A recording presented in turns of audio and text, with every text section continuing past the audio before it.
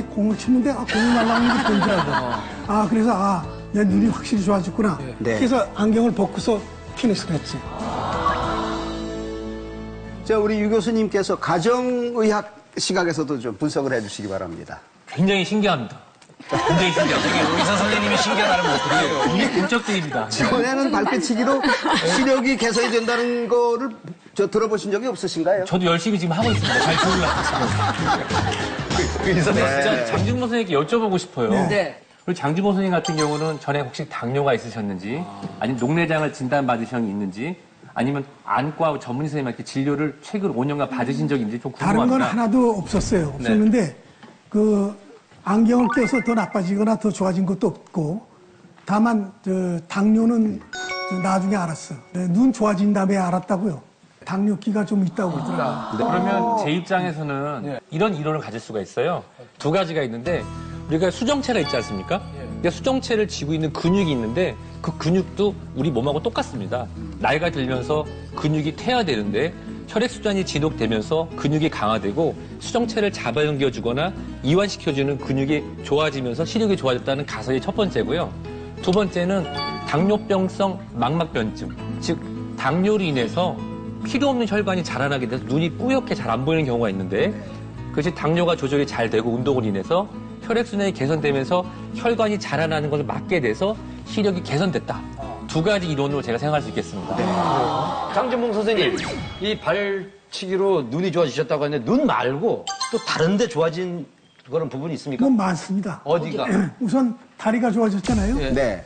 내가 이제 다리가 아파서 시작한 건데 다리가 좋아졌고, 나이가 들면은 경련이 잘 일어납니다. 경련이 일어나는 게 없어졌어요. 쥐난다 그러죠?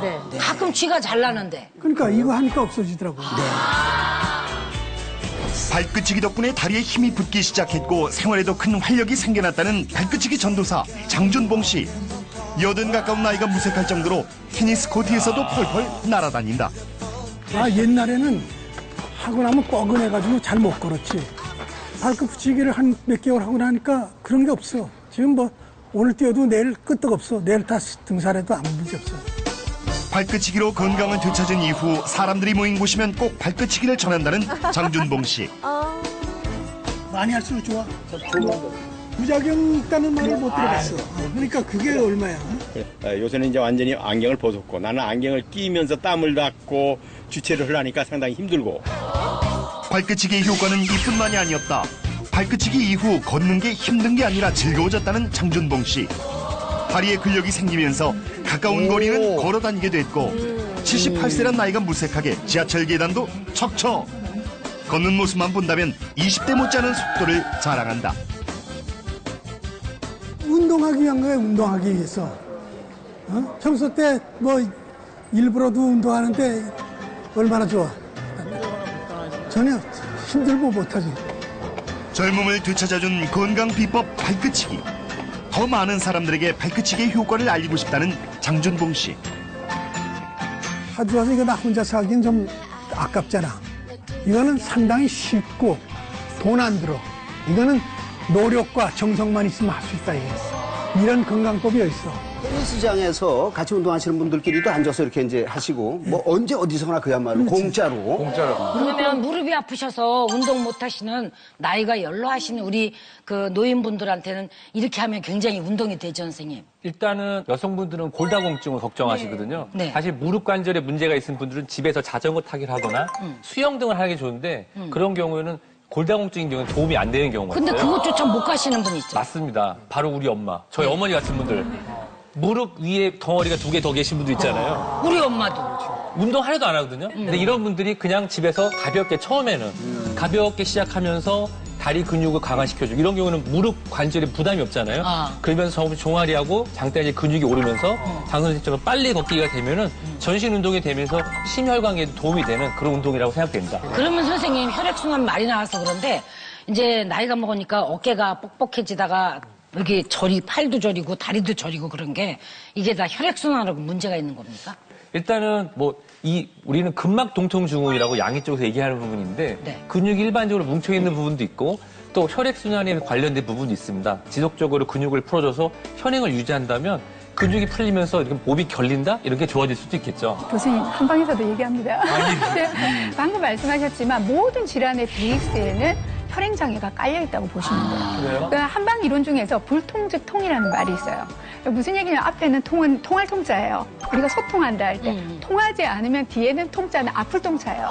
그러니까 통하지 않으면 아프다는 얘기인데 이 아프다는 건 단순히 아픈 것이 아니라 병이 난다는 얘기죠. 그러니까 순환장애가 오게 되면 통증이 생기거나 그쪽에 기능 소실이 같이 오게 돼 있습니다. 그런 의미에서 선생님의 어떤 증상 개선도 도움이 되죠. 자, 그렇다면은 지금부터 이제 본격적으로 확인 작업을 시작하겠습니다. 일반인 체험자가 5분 동안 발끝치기를 했다 치고 체열에 어떤 변화가 있는지. 와. 야, 그거 정말. 진짜요? 예. 발끝치기를 하면 혈액순환이 개선되고 체온이 올라간다는 게 사실일까? 우리 몸의 열을 감지해주는 적외선 체열 검사를 통해 확인해보기로 했다. 시작하세요. 2명의 실험 참가자가 체열 검사를 한 뒤 5분 동안 열심히 발끝치기를 시작했다. 과연 체온엔 어떤 변화가 생길까?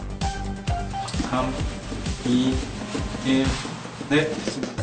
5분 했어. 5분 하고 나서. 첫 번째 실험자가 발끝치기를 한 뒤 체열 검사를 실시했는데 손바닥이 벽보게 해주시고요. 손가락 벌려주세요. 방광 쪽이 좋아져. 놀랍게도 혈액순환이 제대로 되지 않아 파랗게 보이던 손과 팔이 발끝치기 후엔 형태가 뚜렷해지고 붉은색이 늘어난 것을 확인할 수 있었다. 혈액순환이 잘 된다는 얘기죠. 두 번째 실험자 역시 다리뿐 아니라 상체에도 붉은색이 늘어난 것을 확인. 발끝치기 이후 몸 전체 체온이 올라간 것을 알 수 있었다. 국소적인 발끝치기 운동에 불과한데도 사실 결과에서는 전신의 혈액순환이 골고루 잘 증가한 것으로 나타났습니다.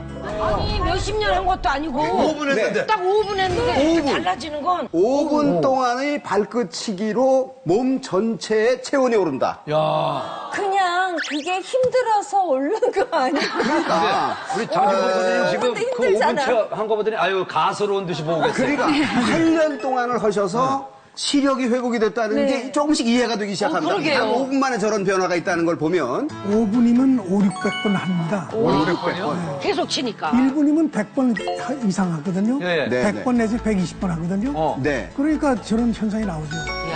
솔직히 우리 몸이 저게 뜨거울 때만큼 하루에 5분이라도 운동하신 적 있으세요? 숨쉬는 운동밖에 안 하셨죠? 근데 실제로 우리 별거 아닌 것처럼 보이지만 체온이 이렇게 상승한다는 것은 우리 몸의 전반적인 그런 혈액순환, 네, 특히 정맥, 우리 다리 쪽 정맥은 인위적으로 근육이 움직여야 심장 쪽으로 올라오게 돼 있거든요. 인위적으로 할 수 있다는 그거에 저희는 양의사로서 지지하고 싶습니다. 근데 지금 배현정 씨가요, 지금 밑에서 발치기 하고 있거든요. 근데 꼭 이런 분들이 방송 볼 때만 치고 또 끝나면 안 쳐요. 이게 진짜 우리 선생님 말씀대로 꾸준해야 되는데 그때 생각날 때만 하거든요. 네가 나를 아니? 사람의 인체가 이렇게 안으로 들어가면 들어갈수록 점점 더 신비롭다는 신기하다. 것을 느끼게 됩니다. 발끝 조금 움직였다고 해서 몸 전체의 변화가 올 수 있다. 발에 있는 혈액이 움직여주지 않거나 걷지 않거나 눌러주지 않으면 심장으로 오는데 부담을 느낍니다. 예, 그래서 붓고 여러 가지 그 병의 시작이라고 그랬잖아요. 이 발의 연장선상이 종아리 아닙니까? 그렇죠. 발 쪽에서 움직여진 이동되는 것들이 종아리를 통하지 않고는 올라갈 수가 없습니다. 예, 그러니까 종아리를 자극해주고 네. 다시 두드려주고 거기를 스트레칭 해주고 네. 하는 이 부분은 굉장히 중요한 거죠. 발끝치기라는 거는 해보시면 아시는데요. 발을 끄면서 종아리부터 시작해서 대퇴 그리고 요근까지도 자극이 올라와요. 네. 직접 참 해보시면 착한 느껴져요. 선생님이세요. 오늘 저도 이렇게 발치기에 대해서 지금 굉장히 솔깃하거든요. 네. 이제 저는 이제 요리를 하다 보니까 이제 하루 종일 서 있을 때가 많아서 다리가 이제 붓기도 하고 그렇죠. 또 네. 이제 아플 때도 있거든요. 그래서 이런 걸 그냥 이렇게 내버려 두면 이제 혈액순환이 잘 안 돼서 이제 이것 때문에 혹시 뭐 방광이나 또 이렇게 그 자궁 같은 것들에도 또 이상이 있을 수도 있나요? 여성들 같은 경우는? 부분적으로 맞지만 부분적으로 틀리기도 한 말씀이세요. 어떤 거냐면 보통 오래 서 계시니까 다리가 붓고 아플 때는 정상적인 경우는 쉬어주고 다리를 올려주면 부종이 내려가야 되죠. 근데 네. 그게 지속적으로 나타난다면 다리 부종 때문에 신방광이 나빠지는 게 아니라 네. 그쪽에 문제가 있기 때문에 다리에 지속적인 부종이나 통증이 나타난다고 보셔야 되는 네, 거죠. 네. 그래서 선생님같이 이렇게 여성들의 경우에 특히 이 다리 하체 부종과 아주 밀접한 짝꿍이 하나 있어요. 뭐예요? 그 아랫배 냉증이죠. 그러니까 얘랑 같이 오는 경우에는 대부분은 속에 있는 심방광이라든가 비기능의 어떤 문제와 연결을 쉽게 지을 수가 있어요. 그러면 선생님, 중년 여성이 이 혈액순환이 잘